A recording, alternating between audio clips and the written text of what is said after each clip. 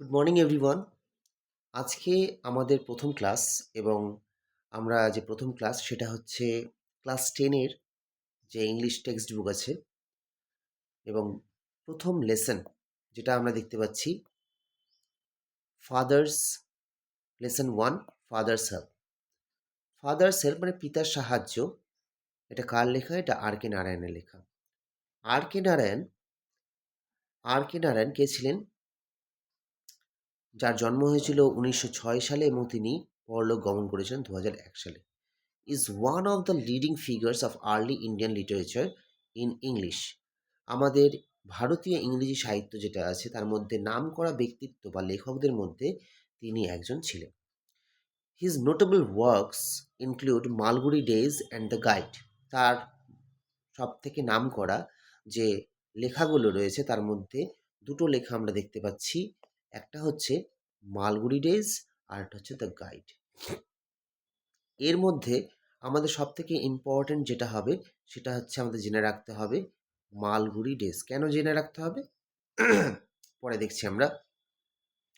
তাহলে হি was awarded, তাকে award দেওয়া হয়েছিল সাহিত্য একাডেমি, এটা 1958 সালে এই গাইড বইটি লেখার জন্য।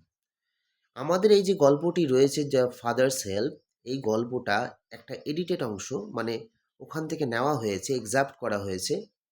কোথা থেকে? এই মালগুড়ি ডেজ নামক বই থেকে। তাহলে এটা একটা কোয়েশ্চেন আসতে পারে। ইজ অ্যাবাউট, এটা কার সম্বন্ধে গল্পটি? অ্যাবাউট একটা ইয়াং বয় যার নাম হচ্ছে স্বামীনাথন।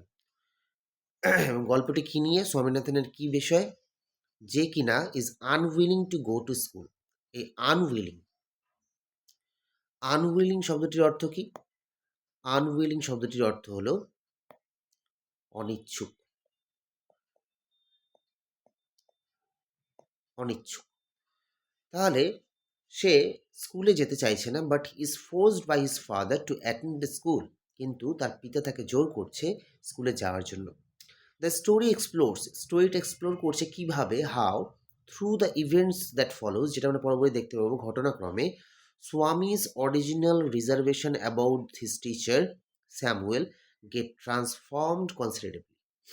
স্বামীর যে সত্যিকারের ধারণাটি রয়েছে তার টিচার স্যামুয়েলের প্রতি, সেটা কি করে ট্রান্সফর্মড হয়ে যাচ্ছে, পরিবর্তিত হয়ে যাচ্ছে ধীরে ধীরে।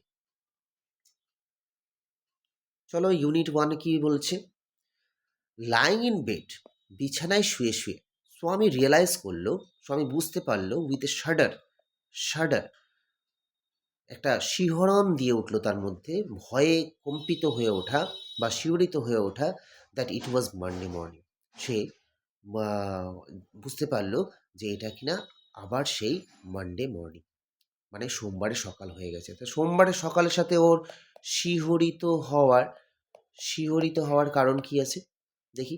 ইট লুকড অ্যাজ দো, এটা দেখে মনে হচ্ছিল যেন কিনা অনলি এ মুভমেন্ট এগো, এই তো কিছুক্ষণ আগে ইট ওয়াজ ফ্রাইডে, এটা শুক্রবার ছিল, অলরেডি মানডে ওয়াজ হিয়ার, আবার মানডেও চলে এলো, সোমবারও চলে এলো। He hoped he did not have to go to school, কারণ সে ভেবেছিল আবার মানডে মর্নিং মানে তাকে আবার স্কুলে যেতে হবে, কারণ সে ভেবেছিল he didn't have to go to school, তাকে স্কুল যেতে হবে না।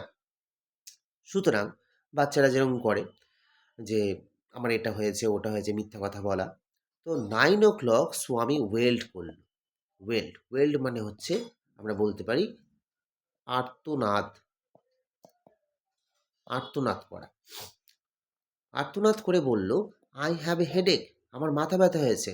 এবার মারা যেরকম হয় ছেলের মাথা ব্যথা হলে স্বাভাবিকভাবেই, তাহলে মাও উদারভাবে করুণ দৃষ্টিতে বলল, করুণভাবে বলল, সাজেস্ট করলো দ্যাট স্বামী মাইট স্টে এট হোম, তাহলে স্বামী থেকে যাক তোমার যখন মাথা ব্যথা হয়েছে।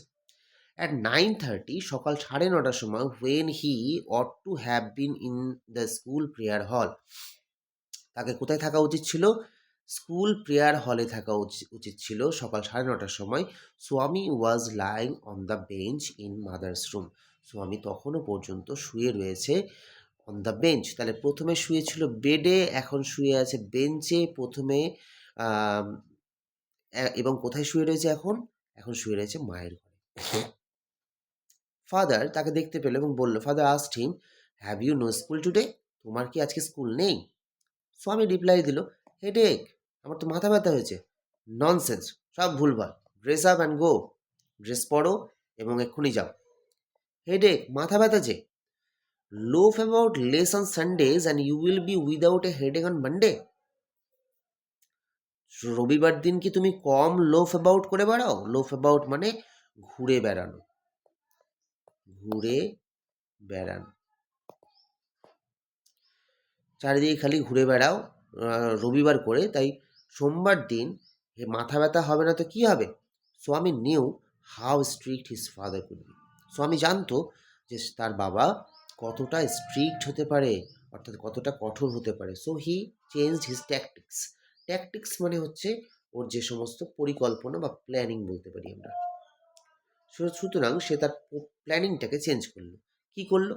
I can't go so late to the class. আমি এত লেট করে তো স্কুলে যেতে পারবো না। পরের পাতায় দেখছি, ইউ উইল হ্যাভ টু। না, তোমাকে যেতেই হবে। It is your own fault, এটা তোমার নিজস্ব ভুল। What will the teacher think if I go so late. আচ্ছা, টিচার তাহলে কি ভাববেন যদি আমি একটু দেরি করে যাই? Tell him you had a headache and so you are late. তাহলে তুমি বলবে যে তোমার হেডেক হয়েছে, তার তোমার লেট হয়েছে। He will scold me if I say so. সে আমাকে বকাবকি করবেন। স্কোল্ড মানে বকাবকি করা, বকাবকি করা। যদি আমি সেরকম বলি তাহলে তিনি তো আমাকে বকাবকি করবেন। উইল হি, তাই কি তিনি করবেন? লেট আস সি, চলো দেখা যাক। হোয়াট ইজ নেম, তার নাম কি? টিচারের নাম হচ্ছে Samuel. Does he always school the students. তাহলে তিনি কি সবসময় এরকম স্টুডেন্টদেরকে সবসময় বকাবকি করেন? He is a very angry man. এবার সে সব বানিয়ে বানিয়ে বলছে, এটা সমস্ত তার কল্পনা। সে হচ্ছে একটা অ্যাংরি মানুষ, রাগী মানুষ। He is specially angry with boys who come in late. সে বিশেষত তাদের উপর রাগ করেন, সেই সমস্ত ছেলেগুলোর উপরে যারা দেরি করে আসে। I wouldn't like to go late to Samuel's class. সুতরাং আমি অন্তত স্যামুয়েলের ক্লাসে লেট করে যেতে চাই না। If he is so angry why not tell your headmaster about it. যদি তিনি এতটাই বদমেজাজি বা রাগী হন, তাহলে তোমরা কেন হেডমাস্টারকে তার সম্বন্ধে জানাচ্ছ না, কমপ্লেন করছো না? They say that even the headmaster is afraid of him. এবার সে আবার বানিয়ে বলছে, তারা বলে, অর্থাৎ সবাই বলে, এমনকি হেডমাস্টার নাকি তাকে দেখে ভয় পান। তাহলে এই দেখতে পেলাম সেই স্কুল না যাওয়ার জন্য এই সমস্ত পরিকল্পনাগুলো করলো। এর মধ্যে আমরা দুটো ওয়ার্ড করে ফেলেছি, একটা হচ্ছে শাডার। শাডার মানে শিহরিত হয়ে ওঠা। এখানে কি বলছে? Shaking of body caused by fear, ভয়ে কম্পন দিয়ে ওঠা শরীরে।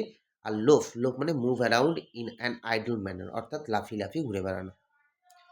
পরে এক্সারসাইজগুলো আমরা পরের ভিডিওতে কমপ্লিট করব।